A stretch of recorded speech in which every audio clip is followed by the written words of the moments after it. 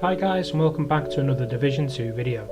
Just a bit earlier, the eagerly awaited state of the game was streamed via Twitch, and if you watch my video on Monday you'll know that there were plenty of PvP changes scheduled for today's state of the game, and we weren't disappointed at all.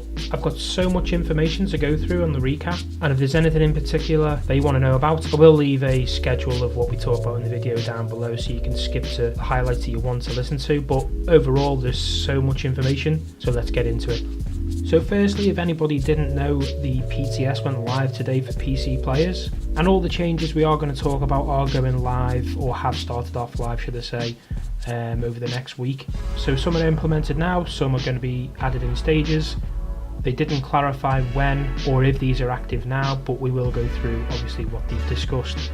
So the first topic was normalisation, and the first thing they mentioned was the fact that they are now going to scale to gear score 500, which is obviously max tier. So everybody who's obviously experienced normalisation from say like the 500 gear score, items being reduced and all the values of your armour, your health and skill, instead of scaling down it will now scale to 500, which is obviously great for people who are running skills and skill mods. And that was the next thing they talked about. Skill mods will be active for all skill builds, making them more viable for obviously PvP. And it is worth noting that this is all for PvP, but yeah, skill mods will be more viable. So yeah, all your skill mods will be active, which is great news. One thing they have done though, they have increased the time to kill slightly. I want to say slightly. On paper it sounds like it's going to be something similar to the Division 1, but they have made it clear it won't be. So in place at the moment, the damage modifier for PvP is at 70%, and that is getting reduced down to 40%. And the skill modifiers at the moment are at 20%, and they're going to be buffed in fact to 25%. Again, to make all skill builds more viable, giving people an option to obviously, spec into skill, and obviously knowing that the mods are going to qualify as well. It's obviously great news for that. And I think the general aim for this is to obviously make the fights last longer and giving you time to react when, say for instance, someone's behind you and starts shooting you, because at the moment, even though the time to kill is better than Division 1, it is slightly overpowered. So yeah, it'd be good to see how these changes to the modifiers work. Another great addition, I don't know, obviously there's too many people who are AR build orientated like myself, but AR damage in PvP is being increased. They didn't say how big the increase was, or they said it was being increased, so yeah, look out for that. And the final thing they talked about was they have removed the critical hit from hipfire. So if you're close quarter combat and you decide, to hipfire with an SMG for instance, or if you're a PC player with the ARs and the LMGs, you will not be hitting for any crits, which I think is a great addition, because at the same time, critical hit is like, I suppose, precise shots, and hipfire just isn't a precise shot. So I think that's a good addition. I could be wrong, but personally I do think that would be great. The next thing I want to mention is the changes coming to conflict. There's only two, so I thought to get them straight out of the way. So at the moment the armor bars don't reflect an enemy's armor, so they are making changes to that. So going forward, if you've got a lot more armor than say your teammate, it will reflect in the pip structure underneath their name. I suppose it's just to make the UI a little bit more user friendly. And also there was a big bug within conflict that when you died, the skill cooldowns just simply didn't carry over upon death, so you were always being able to throw out turrets and drones every time you died, so that has now been changed. So upon death and respawn you will still have skill cooldowns, which I suppose is a great feature. Moving on, we're going to take a look at the Dark Zone changes that are coming, and believe me, there is some really interesting topics here. I would love to talk about them with everybody below in the comments, so please do give me your thoughts on all these. I'll try and give my thoughts on the majority, but this video will be long, so I'll try not to voice my opinion too much. They started off by saying that they wanted to retune the loot ratios, so at the moment there's a lot of non-contaminated loot dropping. That will change. They're going to change that so there's not much non-contaminated loot dropping, and you will get more contaminated loot. And I suppose the idea behind this is they want players to engage in the extraction loop, because at the moment it's not really viable going into the Dark Zone. There's no buzz about it at the moment, so it's a great change. I think it makes a lot of sense. And they did go on to say that named bosses are always going to guarantee a contaminated drop. So the landmarks are obviously going to be few and far between, because people are going to be running from each landmark to obviously get a shot on the boss and get themselves some contaminated loot. And he did also say that the higher level landmark bosses, so obviously you've got hard and challenging at the moment, do have the ability to drop multiple items.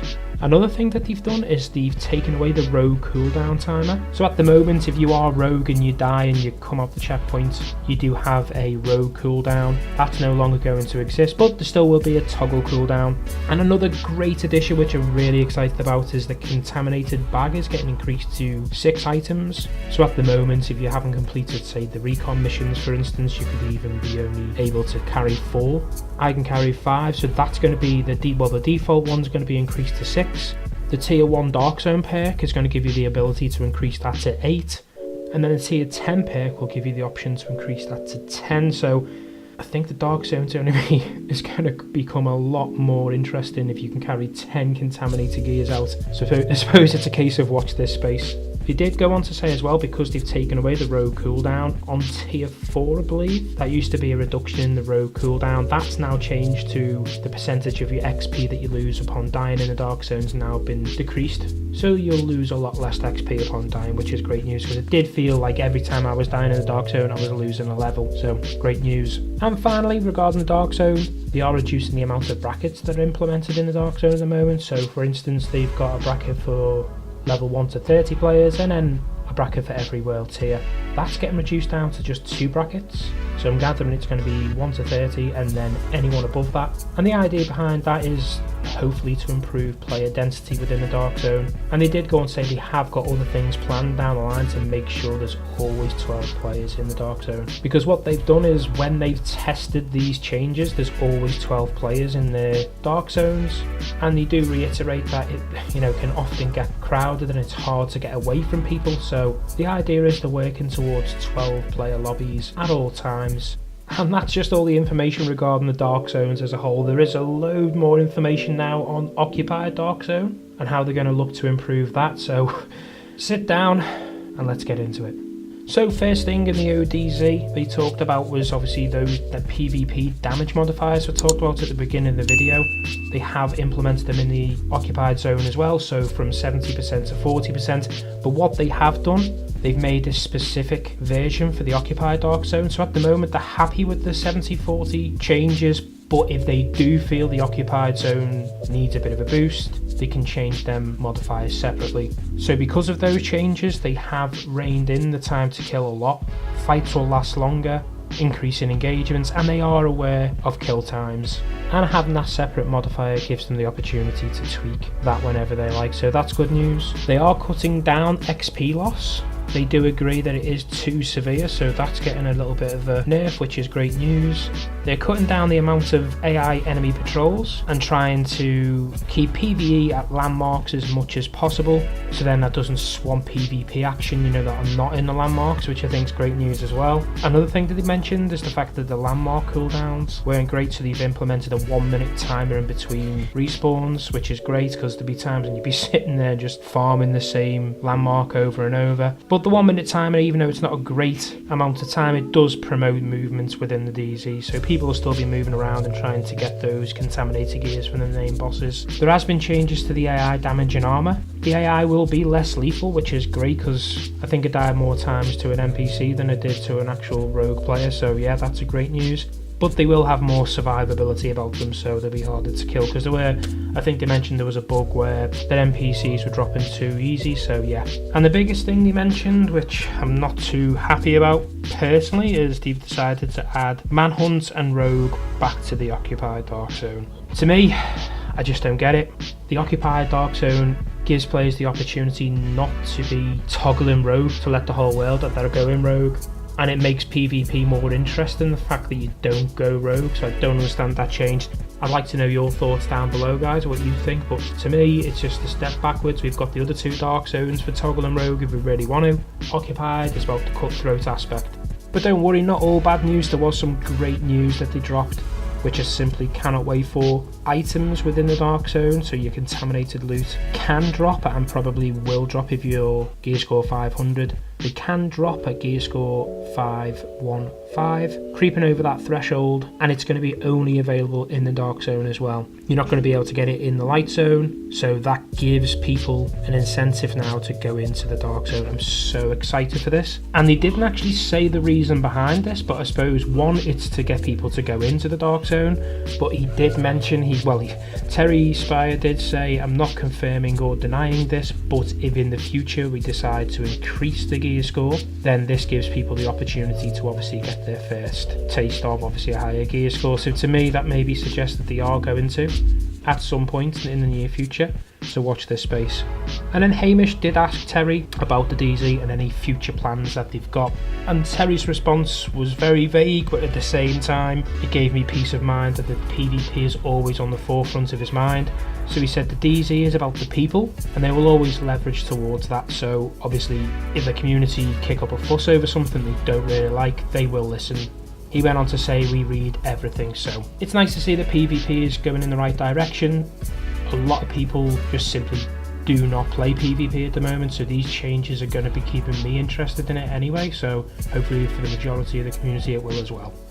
Next up we're going to talk about the exotics, the talents and the gears. Firstly I'll just run through the exotic changes as quick as I can. So Terry went on to say that the thing about exotics is they're not always about DPS and RPM, they're about styles of play, but within saying that, all the exotics are getting a buff to the damage bonus, as they do see exotics as like obviously the pinnacle weapon that are exotics. So yeah, every single exotic is getting a damage buff, and more precisely they're buffing the pestilence and even buffing it more for PvP. So I've got one, I can't wait to use it as it is. I must admit I used it once and I didn't really feel for the damage, so it's nice to see that obviously addressing that and maybe making the pestilence more of a viable build, especially for the raids, because that cloud that gives you 200% weapon damage, you know, that could become a really powerful build within the raids. And it'd be interesting to see how it's buffed for PvP. I hope it's not too overpowered, but yeah, that's it for the exotics really. Next up is the talents. Now there's been a whole bunch of talent changes, so I'm not going to go through them all in this video. There are a few that really stood out for me. So critical and surgical, the two talents that give you 8% critical hit damage or critical hit chance, have been nerfed. So instead of giving you 8%, they now both give 5% critical hit damage and 5% critical hit chance. Another talent that they've actually buffed dramatically is Spike, which I think we can all agree on needed it. So instead of getting 25% headshot damage for 10 seconds, you now get 35% for 20 seconds, so a massive boost for that talent. They have made some changes to the safeguard talent, but to be honest, from what Hamish said on stream, it just didn't make sense to me. He said the healing effect's getting changed from 75% to 50%, and instead of it being over 7 seconds, it was over 5. So I don't know if he's getting mixed up with talents or he's actually just mentioned the wrong talent, but apparently safeguard's getting a nerf or a buff. To be honest, it only just been changed, so I think he's got the name of the talent wrong. Next up is Clutch. So instead of 15% health gain, it's now been changed to a 20% health gain, but the armor's now been changed from a 2% buff to a 1% buff, so that's had a bit of a nerf and a buff, so to speak. Next up is Patience. So instead of being in cover for 3 seconds, you now have to be in cover for 5 seconds before you get the 5% healing bonus, but instead of every 3 seconds, it's now at every 1. So although you've got to wait for that for a bit longer, you do actually get more of an armor increase over time, so that's a little buff there. They have made a change to Berserk, so instead of 10% weapon damage for every 10% of max armor depleted, it's now 10% weapon damage for every 20%. So a little nerf for Berserk there. I know there'll be plenty of people who are unhappy with that, and to me, I'm kind of on the fence with it because it depends how the other changes overall are implemented, and obviously the things like time to kill, how everything works as a whole. And there was one talent that really stood out for me. I don't know if anybody else will like this, but Spotter. So it's the talent where you gain 10% damage from using the pulse. It's now been increased to 20%.